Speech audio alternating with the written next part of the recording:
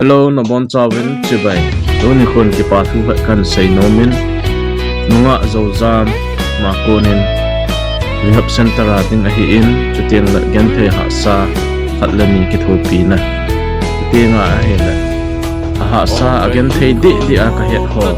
Mitna kamu chin ho. Ki thopi dinga lom ta ke matan ka ki thopi zo lo. Ahi zi in nunga zozam koma ki thopi na tham chakat ga sein ahi la aman zong. Pathil lengam na to na dingin pan ahen na takut an thangen. Ai la chunga ki patu sakta ka pungin. Tampa chai kuai ki zong la pathil lopi na dinga anei la a apal kham pathil lengam na to na dinga aman zong.